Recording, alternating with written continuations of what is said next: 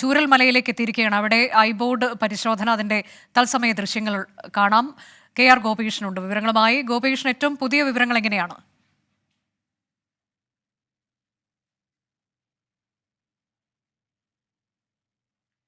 ചൂരൽമലയിൽ ഐബോർഡ് പരിശോധന നടക്കുന്നു. ഏത് തരത്തിലേക്ക് അവിടെ നിന്ന് വെള്ളം കുത്തിയൊലിച്ച് വൃത്താകൃതിയിലെത്തി എന്നുള്ളതിന്റെ സൂചനകളൊക്കെ ഐബോർഡ് പരിശോധനയിൽ ലഭിച്ചിട്ടുണ്ട്. ഈ ഒരു വിദഗ്ധ പരിശോധനയാണ്. വിദഗ്ധ പരിശോധന എന്നത് അത്യാധുനിക സംവിധാനങ്ങൾ ഉപയോഗിച്ചിട്ടുള്ള പരിശോധനയാണ്. ഒരു റഡാർ ബേസ്ഡ് ഐബോർഡ് ഉപയോഗിച്ചിട്ടുള്ള പരിശോധനയിലേക്ക് കടക്കുകയാണ്. അതിന് നേതൃത്വം കൊടുക്കുന്നത് റിട്ടയർഡ് മേജർ ജനറൽ M ഇന്ദ്രപാലാണ്.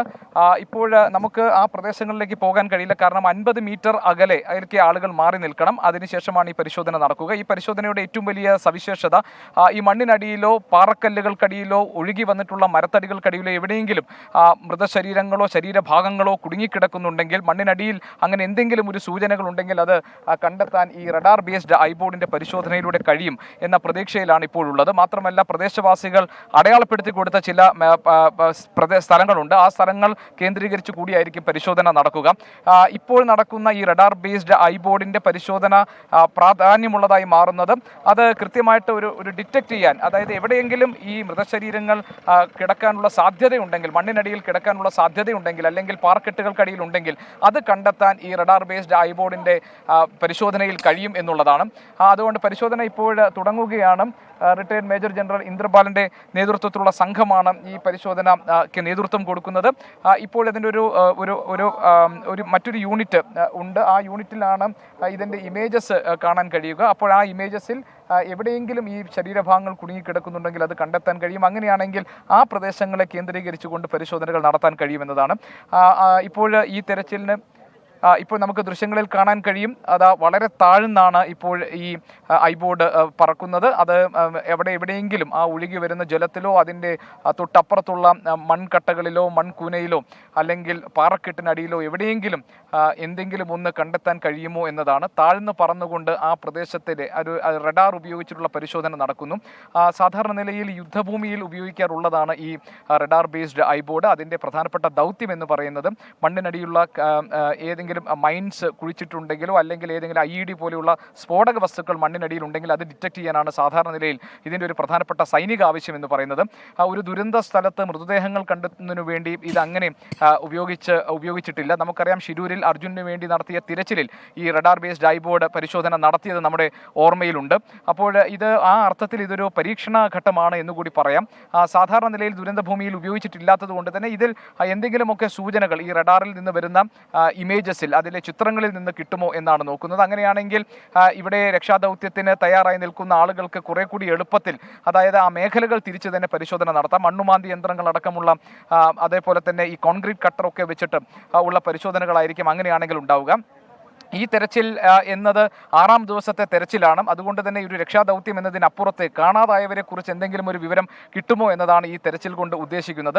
6ാം ദിവസത്തെ തെരച്ചിലിൻ്റെ പക്ഷേ ഇനിയും ഈ മണ്ണ് മൂടിക്കിടക്കുകയും കല്ലുകൾ വീണ് കിടക്കുകയും ചെയ്യുന്ന പ്രദേശത്ത് എവിടെയെങ്കിലും അതിനുള്ള സാധ്യതകളുണ്ടോ എന്നത് ഇപ്പോൾ നമ്മളുടെ മുന്നിൽ വലിയ ആകാംക്ഷയായി തന്നെ നിൽക്കുന്നുണ്ട്. 217 പേരാണ് ഔദ്യോഗികമായി കാണാനില്ല എന്ന കണക്കിലുള്ളത്. അതുകൊണ്ട് തന്നെ അവരെ കാത്തുകിടക്കുന്ന ഒരുപാട് ആളുകളുണ്ട്. അവരെക്കുറിച്ച് അവർക്ക് എന്ത് സംഭവിച്ചു എന്ന് അറിയാൻ കാത്തു നിൽക്കുന്ന ധാരാളം ആളുകളുണ്ട്.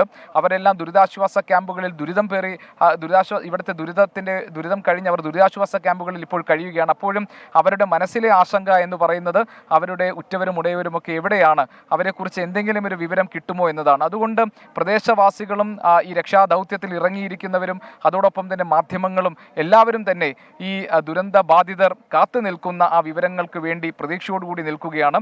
ഈ പരിശോധനയിൽ എവിടെയെങ്കിലും മണ്ണിനടിയിൽ എന്തെങ്കിലും ശരീരഭാഗമോ മൃതശരീരമോ മൃതാവശിഷ്ടങ്ങളോ കണ്ടെത്താൻ കഴിഞ്ഞിട്ടുണ്ടെങ്കിൽ അവിടെ തിരച്ചിൽ വളരെ ഊർജിതമാക്കും. ഏതാണ്ട് ഇത് പല സോണുകളായി 6 സോണുകളായി തിരിച്ചുകൊണ്ടാണ് ഈ മേഖലയിൽ ഒന്നാകെയുള്ള തിരച്ചിൽ നടക്കുന്നത്. അതിൻ്റെ സോൺ 3യിലും പെടുന്ന പ്രദേശങ്ങളിലായിരുന്നു തിരച്ചിൽ നടക്കുന്നത്. ഏതാണ്ട് 1300ഓളം പേർ ഈ രക്ഷാദൗത്യത്തിൻ്റെ ഭാഗമായി ഇവിടെയുണ്ട്. അപ്പോൾ ഈ തിരച്ചിൽ ഇപ്പോൾ നടത്തുന്നത് റിട്ടയർഡ് മേജർ ജനറൽ ഇന്ദ്രപാലിൻ്റെ നേതൃത്വത്തിലാണ്. അപ്പോൾ അദ്ദേഹം തന്നെ നേരത്തെ ഞാൻ അദ്ദേഹത്തോട് സംസാരിക്കാൻ വേണ്ടി ശ്രമിച്ചു. ശ്രമിച്ചപ്പോൾ അദ്ദേഹം പറഞ്ഞത് ഇപ്പോൾ ദൗത്യം പൂർത്തിയാകട്ടെ, ആ ദൗത്യത്തിൻ്റെ കാര്യങ്ങൾ അതിൻ്റെ ഏകോപനത്തിൻ്റെ ചുമതലയിലാണ് അദ്ദേഹം ഉള്ളത്. അതുകൊണ്ട് തന്നെ അതിൻ്റെ വളരെ സൂക്ഷ്മമായ ആ കാര്യങ്ങൾ അദ്ദേഹം പരിശോധിക്കുകയായിരുന്നു. അതിനുശേഷം പിന്നീട് മാധ്യമങ്ങളെ കാണാം എന്ന നിലപാടായിരുന്നു അദ്ദേഹത്തിനുണ്ടായിരുന്നത്. ഏതായാലും അദ്ദേഹം ഓഫ് ക്യാമറയിൽ ചില കാര്യങ്ങൾ അദ്ദേഹം വിശദീകരിച്ചിട്ടുണ്ട്. അത് ഇതിൻ്റെ പ്രവർത്തനവുമായി ബന്ധപ്പെട്ട കാര്യങ്ങളായിരുന്നു. അദ്ദേഹത്തിൻ്റെ സഹപ്രവർത്തകൻ പറഞ്ഞത് സാധാരണ നിലയിൽ ഇത് ഒരു സൈനിക ആവശ്യങ്ങൾക്ക് വേണ്ടി ഉപയോഗിക്കുന്നതാണ്, പക്ഷേ ഈ മേഖലയിൽ അതിൻ്റെ പ്രയോജനം കിട്ടാനുള്ള സാധ്യതയുണ്ട് എന്നതാണ്. അങ്ങനെയാണെങ്കിൽ രക്ഷാദൗത്യത്തിന് ഇത് ഏറെ സഹായകരമാകും. അതിനപ്പുറം കാണാതായവരെ കുറിച്ച് വിവരങ്ങൾ കാത്തു നിൽക്കുന്ന, ഓരോ നിമിഷവും അവരെപ്പറ്റി എന്തെങ്കിലും ഒരു വിവരം കിട്ടുമോ എന്നറിയാൻ വേണ്ടി കാത്തു നിൽക്കുന്നവരെ സംബന്ധിച്ച് അവർക്കും വലിയ ആശ്വാസമാകും ഈ ഘട്ടത്തിൽ എന്തെങ്കിലും ഒരു സൂചന കിട്ടിയാൽ. അതുകൊണ്ട് രക്ഷാദൗത്യത്തിന് നേതൃത്വം കൊടുക്കുന്ന സൈനികർ അടക്കമുള്ളവർ ഇപ്പോൾ ഈ ഐബോർഡ് പരിശോധനയുടെ ഫലത്തിന് വേണ്ടി വളരെ ആകാംക്ഷയോടുകൂടി കാത്തിരിക്കുന്നു. അപ്പോൾ ഐബോർഡ് പരിശോധനയിൽ എന്തെങ്കിലും വിവരങ്ങൾ കിട്ടിക്കഴിഞ്ഞാൽ അതനുസരിച്ചിട്ട് പിന്നീട് തെരച്ചിൽ ആ മേഖലകളിലേക്ക് കേന്ദ്രീകരിക്കപ്പെടും. അതുകൊണ്ട് തന്നെ ഇവിടെ ചുറ്റും കൂടി നിൽക്കുന്ന ആളുകളൊക്കെ തന്നെ അവർ ഈ ഐബോർഡിൻ്റെ പരിശോധനയിൽ എന്തെങ്കിലുമൊക്കെ അറിയാൻ കഴിയുമോ, എന്താണ് വിവരം എന്ന് അറിയാനുള്ള ആകാംക്ഷയിൽ നിൽക്കുകയാണ്. നമുക്കറിയില്ല ഈ സംവിധാനം ഉപയോഗിച്ചിട്ടുള്ള പരിശോധനയിൽ അങ്ങനെ ഇത് എത്ര വ്യക്തതയോടുകൂടി നമുക്ക് വിവരങ്ങൾ കിട്ടുമെന്ന കാര്യം അറിയില്ല. അതാണ് ഞാൻ പറഞ്ഞത്, ഇതൊരു പരീക്ഷണ ഘട്ടമാണ്. എങ്കിലും ഈ ദുരന്തഭൂമിയിൽ ഇപ്പോൾ ഈ 6ാം ദിനത്തിലെ തെരച്ചിലിൽ മറ്റൊന്നും ചെയ്യാനില്ല. അതിലെ പ്രധാനപ്പെട്ട ഒരു ദൗത്യമായി തന്നെ വേണം നമ്മൾ ഈ റഡാർ ബേസ്ഡ് ഐബോർഡിൻ്റെ ഈ പരിശോധനകളെ കാണാൻ. നമുക്ക് എന്തായിരിക്കും ഈ ഐബോർഡ് പരിശോധനയിൽ തെളിഞ്ഞു വരുന്നതെന്ന് നോക്കാം.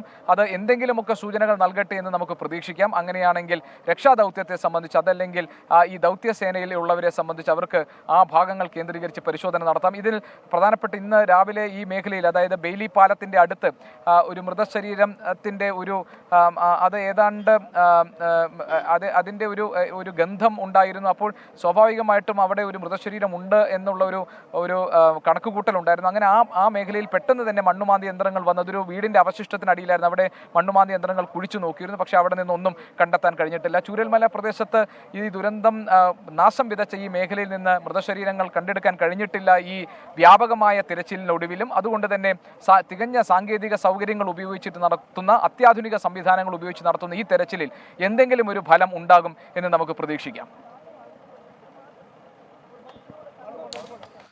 ശരി, KR ഗോപികൃഷ്ണനാണ് വിവരങ്ങൾ നൽകിയത്. ഇപ്പോൾ ഇവിടെ ഐബോർഡ് പരിശോധന നടക്കുകയാണ്. അതിൻ്റെ തത്സമയ ദൃശ്യങ്ങളാണ് പ്രേക്ഷകർ കണ്ടുകൊണ്ടിരിക്കുന്നത്. താഴ്ന്നു പറന്ന് മണ്ണിനടിയിൽ മനുഷ്യ സാന്നിധ്യമുണ്ടോ, മനുഷ്യ ശരീരത്തിൻ്റെ സാന്നിധ്യമുണ്ടോ എന്നുള്ള കാര്യം പരിശോധിക്കുകയാണ് അതിൻ്റെ ലക്ഷ്യം. അതിൻ്റെ പരിശോധനാ ഫലം വൈകാതെ തന്നെ പുറത്തു വരും. അതൊരു ഇമേജിംഗ് രീതിയിലാണ് അതിൻ്റെ റിസൾട്ട് വരിക എന്നാണ് മനസ്സിലാക്കുന്നത്. അതിൻ്റെ പരിശോധനാ ഫലം ഉടൻ തന്നെ പുറത്തു വരികയും ചെയ്യും. റിട്ടയർഡ് മേജർ ജനറൽ ഇന്ദ്രപാലിൻ്റെ നേതൃത്വത്തിലാണ് അവിടെ അതിൻ്റെ അനുബന്ധ നടപടികൾ ഏകോപിപ്പിക്കുന്നത്. അദ്ദേഹമാണ് അതിന് നേതൃത്വം നൽകുന്നത്. മറ്റ് ദൗത്യസംഘത്തിൽപ്പെട്ട മറ്റാളുകൾക്ക് അതുമായി ബന്ധപ്പെട്ട് വേണ്ട നിർദ്ദേശങ്ങളൊക്കെ അദ്ദേഹം നൽകുന്നത് നമുക്ക് കാണാൻ കഴിയും. ചൂരൽമലയിൽ തെരച്ചിലും നടക്കുന്നുണ്ട്. മറ്റ് സാങ്കേതിക സംവിധാനങ്ങളുമൊക്കെ ഉപയോഗിച്ചുള്ള തെരച്ചിൽ നടക്കുന്നുണ്ട്. മുണ്ടക്കയിലാണെങ്കിൽ സൈന്യത്തിൻ്റെ റഡാർ പരിശോധന അവിടെ നടക്കുന്നുണ്ട്. നേരത്തെ നിശ്ചയിച്ചത് പ്രകാരം 6 സോണുകളായി തിരിഞ്ഞുള്ള പരിശോധനയാണ് നടക്കുന്നത്. ഓരോ സോണിൽ നിന്നുമുള്ള വിവരങ്ങൾ നമ്മൾ ശേഖരിക്കുന്നുണ്ട്. ഇതുവരെ ദുരന്തഭൂമിയിൽ നിന്ന് യാതൊരു തരത്തിലുള്ള ഈ മൃതദേഹവുമായി ബന്ധപ്പെട്ടോ മൃതദേഹാവശിഷ്ടങ്ങളുമായി ബന്ധപ്പെട്ടോ യാതൊരു തരത്തിലുള്ള വിവരങ്ങളും പുറത്തു വന്നിട്ടില്ല. പക്ഷേ ചാലിയാർ പുഴയുടെ തീരത്ത് നടക്കുന്ന, ചാലിയാർ പുഴയിൽ അതുപോലെ ഉൾവനത്തിൽ നടക്കുന്ന പരിശോധന, അവിടെ നിന്ന് 4 മൃതദേഹ ഭാഗങ്ങൾ കണ്ടെത്തിയിട്ടുണ്ട് എന്നുള്ള വിവരം നേരത്തെ പുറത്തു വന്നിട്ടുണ്ട്. മരണസംഖ്യ ഉയരുകയും ചെയ്യുന്നുണ്ട്. ഇപ്പോൾ ചൂരൽമലയിൽ നിന്നുള്ള ഐബോർഡ് സംവിധാനം പ്രവർത്തിപ്പിക്കുന്നതിൻ്റെ തത്സമയ ദൃശ്യങ്ങളാണ് പ്രേക്ഷകർ കണ്ടുകൊണ്ടിരിക്കുന്നത്. അതിൻ്റെ പ്രവർത്തനം, അതിൻ്റെ സാങ്കേതികത, അതിൻ്റെ ഫലം എങ്ങനെയായിരിക്കും പുറത്തു വരിക, എത്രത്തോളം സാധ്യത ഈ സംവിധാനത്തിലൂടെ മണ്ണിനടിയിൽ മനുഷ്യ സാന്നിധ്യമുണ്ടോ, ശരീര സാന്നിധ്യമുണ്ടോ എന്നുള്ള കാര്യത്തിൽ എത്രത്തോളം സാധ്യത അതിനുണ്ട് എന്നുള്ള കാര്യങ്ങളൊക്കെ വിശദീകരിക്കുകയായിരുന്നു KR ഗോപികൃഷ്ണൻ.